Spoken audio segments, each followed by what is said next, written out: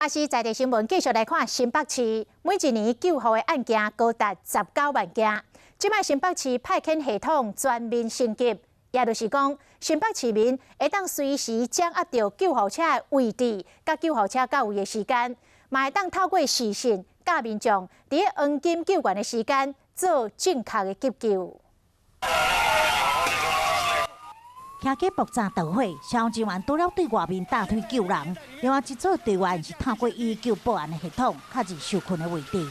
整个房间都是烟头。你现在是在25号的4楼，对不对？请问一下，你现在目前那边有几个人？6个人，2大4小。消防员现在已经上去找你们了，听到声音，麻烦大声呼救。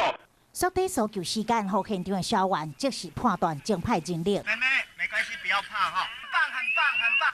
用强生米打救出3个5岁以下囡仔，甲2个无到1岁婴儿。七孔都已经都流血。我摸摸他鼻子啊，好，摸摸他脖这里都没有在跳动。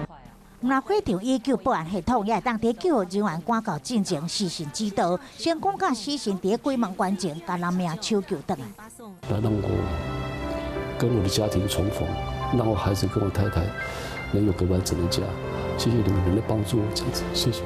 新北市消防局119电子化领先全台，除了远端的指导 GIS 系统，卖当掌握救灾车辆位置，甲有计较的时间，也搁加这长照、安养、托婴中心连线，只要侦测到火灾现象，就自动甲119连线，透过影像，更加会当加快救灾速度。